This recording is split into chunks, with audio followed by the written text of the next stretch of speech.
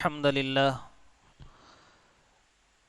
نحمده ونستعينه ونستغفره ونعوذ بالله من شرور أنفسنا ومن سيئات أعمالنا من يهده الله فلا مضل له ومن يضلله فلا هادي له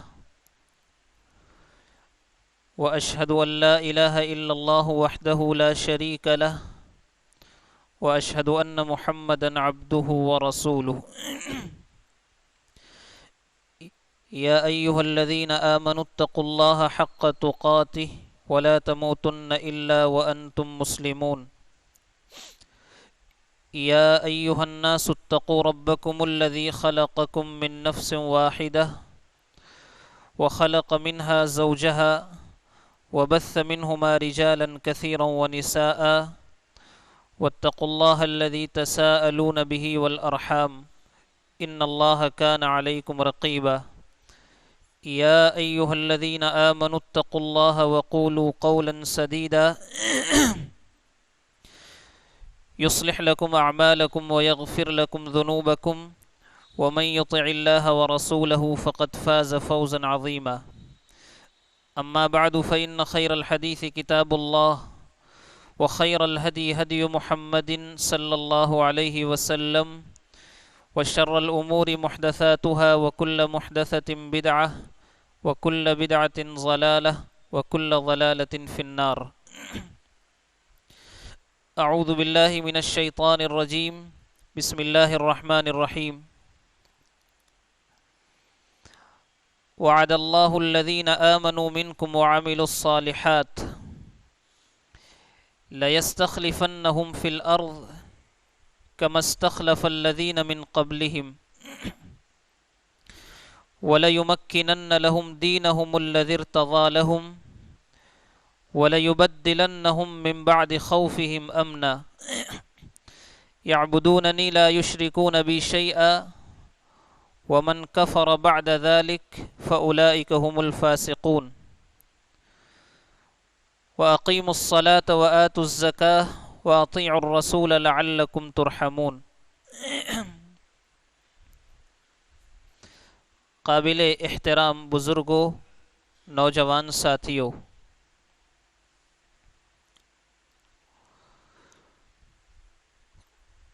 سورہ نور کی 2 آیات آپ کے سامنے پڑھی گئی ہیں۔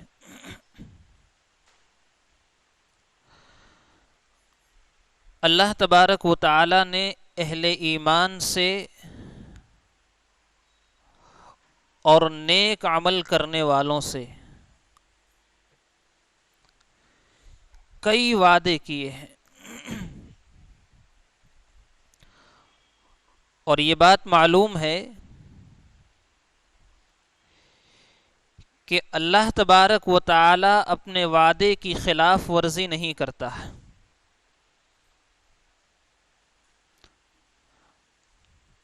لیکن اللہ رب العالمین نے ان وعدوں کو کچھ شرائط کے ساتھ جوڑ دیا۔ اگر وہ شرطیں پوری ہوں گی تو اللہ کے وعدے پورے ہوں گے، اور اگر انسان ان شرطوں پر پورا نہیں اترتا تو اللہ رب العالمین کے وہ وعدے بھی پورے نہیں ہوں گے۔ آئیے وہ وعدے کیا ہیں؟ اللہ نے ارشاد فرمایا وعد اللہ الذین آمنوا منکم وعملوا الصالحات، اللہ نے وعدہ کیا ہے کن سے؟ جو ایمان لائے اور نیک عمل کی، عمل صالح۔ کیا وعدے اللہ نے کیے ہیں؟ پہلا وعدہ لَيَسْتَخْلِفَنَّهُمْ فِي الْأَرْضِ، وہ ضرور بالضرور زمین میں تمہیں خلافت دے گا، جانشینی اللہ رب العالمین عطا فرمائے گا. یہ پہلا وعدہ اللہ نے کیا. آج دیکھیے جو کچھ ہماری طاقتیں ہیں وہ بھی کمزور ہوتی جا رہی ہیں اور چھینی جا رہی ہیں. یہاں پر بالتاکید اللہ نے کہا کہ وہ ضرور زمین میں جانشینی عطا کرے گا، لیکن شرط کیا ہے؟ ایمان اور عمل صالح. نمبر 2، وَلَيُمَكِّنَنَّ لَهُمْ دِينَهُمُ الَّذِي ارْتَضَىٰ لَهُمْ.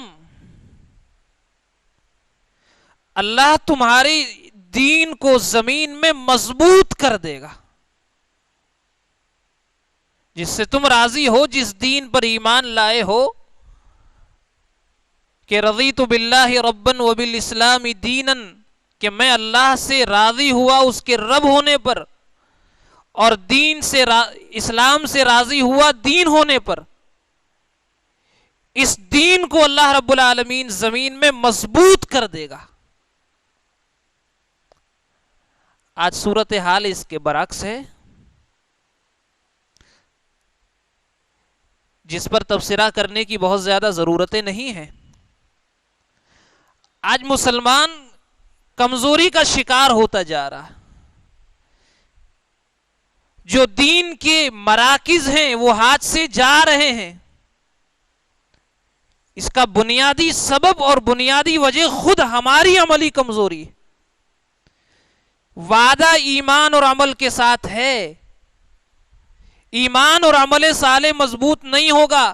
آپ احتجاج کریں، ریلیاں نکالیں، کالمز لکھتے جائیں، کچھ نہیں ہوگا اس سے. یہ حل نہیں ہے. وَلَيُمَكِّنَنَّ لَهُمْ دِينَهُمُ الَّذِي ارْتَضَىٰ لَهُمْ. تیسرا وعدہ کیا ہے؟ وَلَيُبَدِّلَنَّهُمْ مِنْ بَعْدِ خَوْفِهِمْ أَمْنًا. اللہ رب العالمین ضرور بھی ضرور خوف کو دور کر کے امن و امان پیدا کر دے گا. آج مسلمان خوف کی زندگی جی رہا ہے نا. اپنے فیوچر، اپنے مستقبل اور آنے والے دنوں کے بارے میں فکر مند ہے کیا ہوگا. اللہ نے اس کا حل اس آیت کریمہ میں بیان کیا. پھر اللہ نے کہا یعبدوننی لا یشرکون بی شیئا، میری عبادت کرو، میرے ساتھ کسی کو شریک نہ ٹھہراؤ. لیکن ومن کفر بعد ذلک، اس کے بعد جو کفر کرے، انکار کرے، بے عملی کا مظاہرہ کرے، اللہ نے فرمایا کہ یہی نافرمان لوگ ہیں. اس کے بعد اللہ نے فرمایا وَأَقِيمُوا الصَّلَاةَ وَآتُوا الزَّكَاةَ وَأَطِيعُوا الرَّسُولَ لَعَلَّكُمْ تُرْحَمُونَ. نماز قائم کرو، زکوٰۃ دو، رسول کی اطاعت کرو، تبھی تم پر رحم کیا جائے گا. آج دنیا کے سامنے ہم رحم کی بھیک مانگ رہے ہیں نا.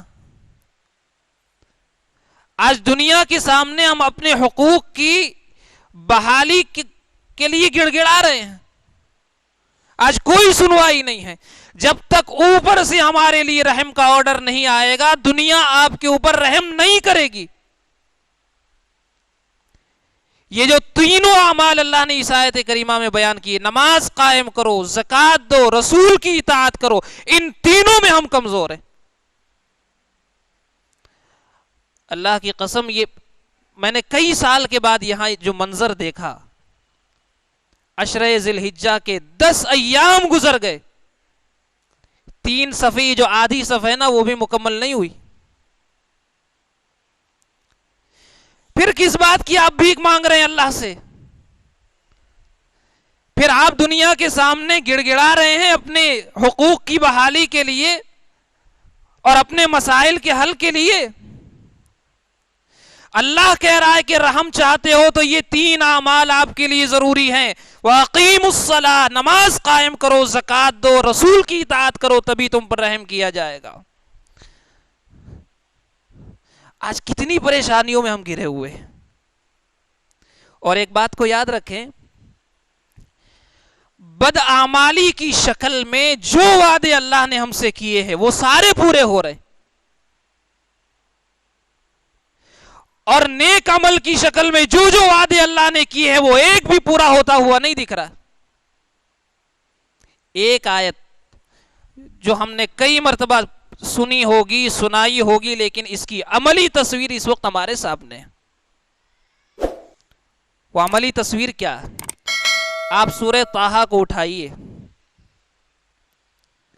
اللہ نے ارشاد فرمایا، دیکھیے یہ بدعملی کی شکل میں آنے والی مصیبت کا جو وعدہ اللہ نے کیا ہے، اس وعدے کے شکار ہم سب ہو رہے، سب دو چار ہیں،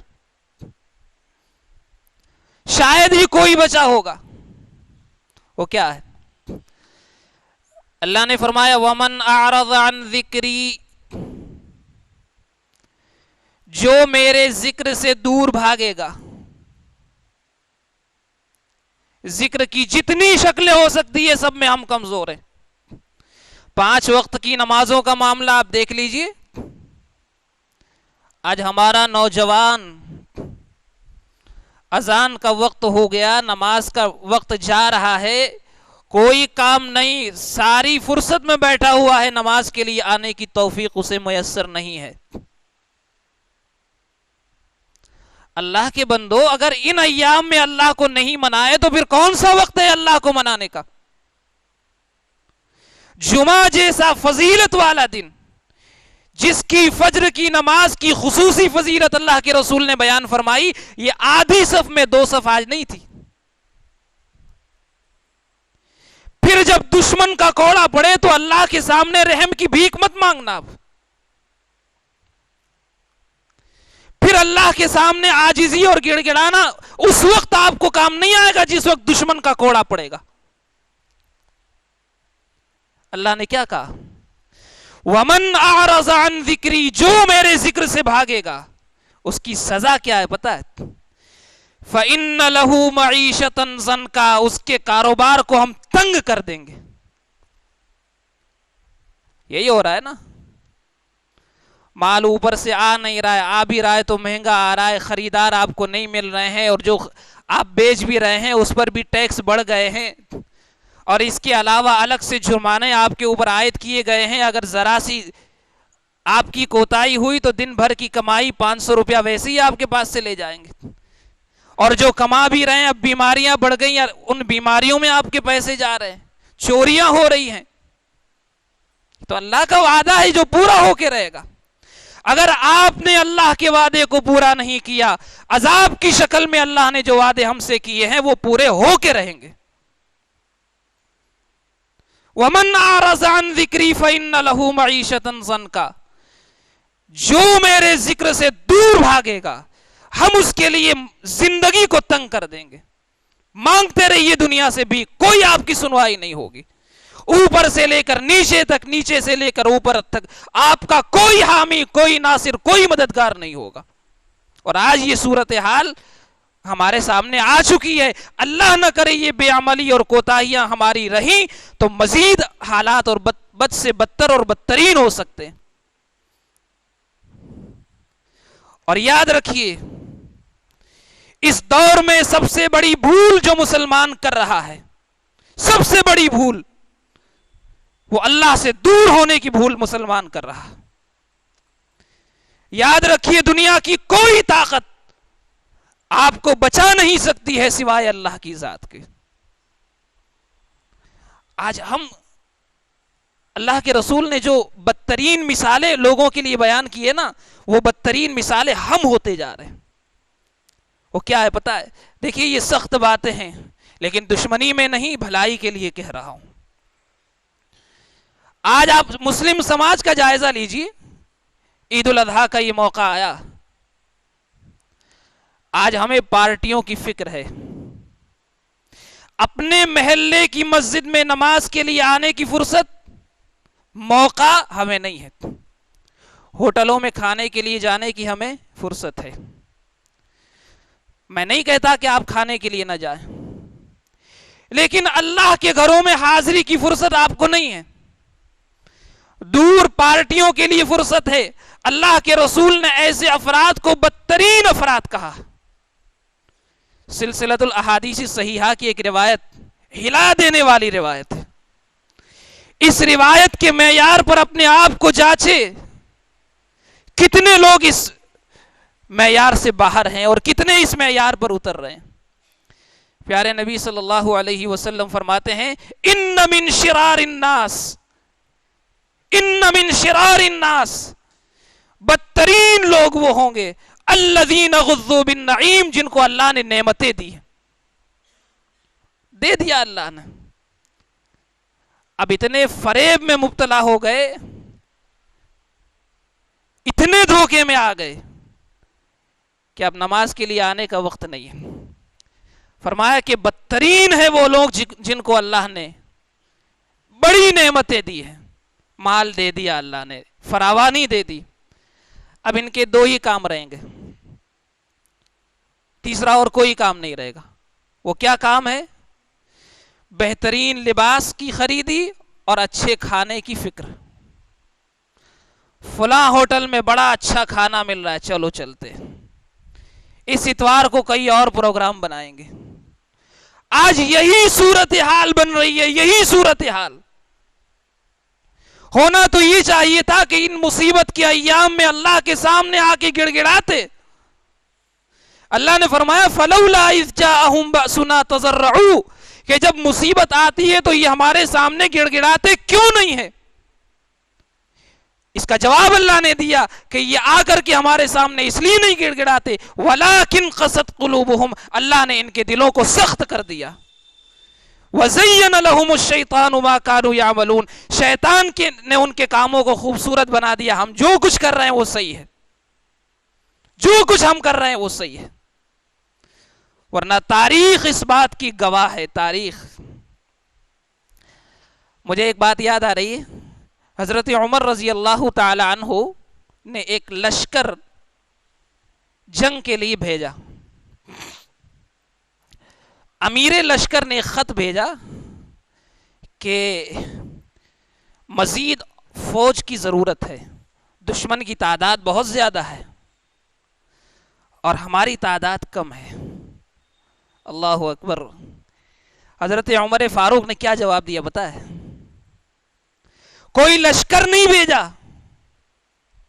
کوئی فوج نہیں بھیجی, بلکہ ایک پیغام بھیجا, جو پیغام آج میرے اور آپ کے لیے اور پوری امت مسلمہ کے لیے قابل عمل ہے, قابل توجہ ہے. کہا انما تقاتلونہم باعمالکم الصالحہ, کہ تم ان سے جو قتال کر رہے ہو, جنگیں کر کے جو جیت رہے ہو نا, وہ فوج کی بنیاد پر نہیں, عمل صالح کی بنیاد پر جیتتے ہو. انما تقاتلونہم باعمالکم الصالحہ. آج بھی اگر جیتنا ہے, آج بھی ہاری ہوئی جنگ کو آج بھی اگر فتح میں بدلنا ہے, ایک ہی ذریعہ ہے کہ انسان اللہ سے اپنے تعلق کو جوڑ لے. زندگی کے ہر شعبے میں اللہ اور اس کے رسول کی اطاعت, قیام نماز کا اہتمام, اور اللہ نے جو وعدے ہم سے کیے ہیں اسے پورا کیا جائے. ورنہ اب وقت قریب آ چکا ہے, قریب, کہ ہماری پیٹھوں کے اوپر کوڑے نہ برسے. اب وہ وقت دور نہیں ہے. مزید غفلت رہی تو مزید انجام کار بہت برے ہوتے جائیں گے, اس بات کو یاد رکھیں. تو قرآن کریم کی جو آیات میں نے آپ کے سامنے پڑھی ہے, اللہ نے وعدہ کیا ہے, لیکن وعدہ مشروط ہے ایمان اور عمل صالح کے ساتھ. اور ایک بڑی مصیبت جو اس وقت ہم جھیل رہے ہیں, میں نے بہت ساری چیزیں نوٹ کی تھی, ابھی اس کی طرف تو گیا ہی نہیں ہوں, لیکن آخر میں ایک روایت پڑھ کر میں اپنی بات ختم کروں گا. صحیح بخاری کی روایت. ایک تو ہمارے اندر ویسے ہی عمل صالح میں کمزوریاں پائی جا رہی ہیں, ایک تو ویسے ہی ہماری مسجدیں اس وقت ویران ہیں نمازیوں سے, عبادت گزاروں سے, اور اس پر مزید مصیبت یہ کہ اب نیک افراد اس دنیا سے اٹھتے جا رہے ہیں. آج ہماری جماعت کے ایک بزرگ اور انتہائی صالح انسان جو اپنی عمر کے آخری مرحلے تک جب تک اللہ نے جسم و جان میں قوت دی مسجد میں آتے رہے، عبد القادر بھائی انصاری، اللہ ان کی مغفرت فرمائے، ان کے درجات کو بلند فرمائے۔ میں نے اس سے پہلے بھی کہا تھا کہ نوجوانوں کے لیے شرم کی بات ہے کہ ایک بوڑھا اور کمزور انسان اپنی بیماری کے باوجود مسجد میں آ رہا ہے، اور ہم اپنی جوانی کی طاقتوں کو رکھنے کے باوجود بھی اللہ کے سامنے سر جھکانے کی ہمیں توفیق نہیں۔ اس سے زیادہ شرم کی بات اور کوئی نہیں ہے۔ اب جب نیک افراد اس دنیا سے اٹھیں گے اور برے افراد، چاہے وہ بے نمازی کی شکل میں ہو، قرآن سے دوری کی شکل میں ہو، یا کسی اور شکل میں، ایسے افراد جب اس دنیا میں بچیں گے تو ان کا وقار اللہ کے نزدیک کیا ہوگا؟ پیارے نبی صلی اللہ علیہ وسلم فرماتے ہیں قیامت کی نشانیوں میں سے ایک نشانی، یذهب الصالحون الاول فالاول، نیک لوگ اس دنیا سے ختم ہوتے جائیں گے، جاتے جائیں گے۔ آج دیکھیے علماء کی ایک لمبی فہرست، پچھلے 2 ہفتے میں 4 بڑے علماء گئے۔ ہمارے سماج سے، ہماری جماعتوں سے نیک افراد اب نکلتے جا رہے ہیں۔ آپ نے فرمایا کہ یذهب الصالحون الاول فالاول، ایک کے بعد ایک سلسلہ شروع ہو جائے گا، نیک لوگ ختم ہوتے جائیں گے۔ اور پھر کیسے لوگ بچیں گے پتہ ہے؟ حدیث کہہ رہی ہے، میں نہیں کہہ رہا ہوں۔ وَيَبْقَى حُثَالَةٌ كَحُثَالَةِ الشَّعِيرِ وَالتَّمَرِ، گیہوں ہے، کھجور ہے، اسے چھاننے کے بعد جو بھوسا بچتا ہے نا، اس بھوسے کی کوئی ویلیو ہوتی ہے؟ عام طور پر کسی انسان کو ٹوکنے کے لیے ہم یہ کہتے تیرے دماغ میں بھوسا بھرا ہوا ہے کیا؟ آپ نے فرمایا یہ بھوسے کے مانند لوگ بچ جائیں گے۔ اور لا یبالیہم اللہ بالۃ، جب ایسے لوگ بچیں گے اللہ کے نزدیک ان کا کوئی مقام نہیں ہوگا، کوئی اہمیت نہیں ہوگی، کوئی ان کا وزن نہیں ہوگا۔ مصیبتیں آئیں آنے دو، دشمن حملہ کرے کرنے دو، دشمن پیٹ رہا ہے پیٹنے دو، اللہ کی کوئی مدد نہیں آئے گی۔ لا یبالیہم اللہ بالۃ۔ اب یہ میرے اور آپ کی چوائس اور انتخاب ہے کہ ہم اللہ کے نزدیک اعلیٰ درجے کے انسان بننا چاہتے ہیں یا بے وزن انسان بننا چاہتے ہیں، یہ آپ کے اوپر ہے۔ آپ نماز پڑھیں گے اپنے لیے پڑھیں گے، اللہ سے تعلق جوڑیں گے اپنے لیے جوڑیں گے، دنیا کے کاموں کو کم کر کے، بے ضرورت بلا ضرورت کاموں کو کم کر کے اگر اللہ سے اپنے تعلق کو جوڑ لیا، فائدہ آپ کا اور میرا ہے۔ ورنہ اب یہ دور آ چکا ہے، نیک لوگ جاتے جائیں گے جاتے جائیں گے، اور پھر یہ بھوسے کی مانند یہ لوگ باقی رہیں گے جن کی کوئی ویلیو اللہ کے نزدیک نہیں ہوگی۔ صحیح بخاری کی روایت۔ لہذا بھائیو، ضرورت ہے اپنے مسائل کے حل کے لیے جہاں دنیاوی تدبیریں ہم کر رہے ہیں، اس سے کہیں زیادہ ضرورت ہے ہم اپنے رب العالمین سے اپنے تعلق کو جوڑیں، اور ایک ہی ذریعہ ہے اللہ سے تعلق جوڑنے کا، ایمان کی اصلاح اور عمل کی اصلاح۔ ایمان اور عمل کی اصلاح کیے بغیر اللہ کی مدد نہیں آئے گی، یہ بات یاد رکھیں۔ ایمان اور عمل کی اصلاح کے بغیر اللہ کی رحمت اور اللہ کی مدد کا تصور ممکن ہی نہیں ہے۔ اللہ نے قرآن میں کیا کہا؟ وَكَانَ حَقًّا عَلَيْنَا نَصْرُ الْمُؤْمِنِينَ، ہمارے اوپر فرض ہے کہ ہم مومنوں کی مدد کریں گے، مسلمانوں کی نہیں۔ مسلمان تو بہت طرح کے ہیں اس دنیا کے اندر، مومنوں کی ہم مدد کریں گے۔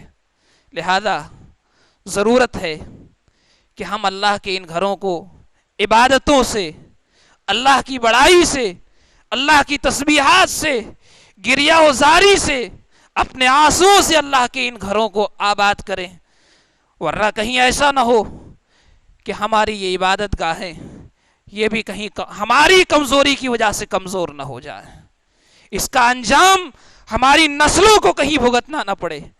آج کے اس دور میں سب سے بڑی ذمہ داری ایمان اور عمل صالح کی اصلاح ہے۔ اب ایمان اور عمل صالح کی اصلاح کیسے ہوگی یہ بھی ایک الگ موضوع ہے، لیکن بہت اختصار کے ساتھ علم کی طرف انسان متوجہ ہو۔ علم کے بغیر انسان کا ایمان اور عمل کبھی درست نہیں ہو سکتا ہے۔ اللہ سے دعا ہے رب العالمین ہم سب کو اپنی کوتاہیوں کی اصلاح کی توفیق عطا فرما۔ رب العالمین تو ہم سب کو مساجد کو آباد کرنے والا بنا۔ رب العالمین تو ہم سب کو جب تک زندہ رکھ، قرآن و سنت پر زندہ رکھ۔ رب العالمین ہر قسم کے شرور و فتن سے ہم سب کی حفاظت فرما۔ رب العالمین تو ہماری عبادت گاہوں کی، ہمارے مدارس کی، مساجد کی تو حفاظت فرما۔ رب العالمین مسلمانوں کی حفاظت فرما۔ رب العالمین اسلام اور اہل اسلام کو عزت اور غلبہ عطا فرما۔ رب العالمین دشمن کی ہر قسم کی تدبیروں سے، سازشوں سے ہم سب کی حفاظت فرما۔ رب العالمین جو اس دنیا میں موجود ہیں مسلمان، اللہ ان کو ایمان کے ساتھ باقی رکھ۔ رب العالمین جو اس دنیا سے جا چکے ہیں، اللہ ان کی مغفرت فرما۔ بالخصوص اللہ عبد القادر بھائی انصاری کی تو بخشش اور مغفرت فرما، ان کے گناہوں سے تو درگزر فرما، ان کے درجات کو اللہ بلند فرما، قبر کے فتنوں سے اللہ تو ان کی حفاظت فرما۔ وآخر دعوانا ان الحمد للہ رب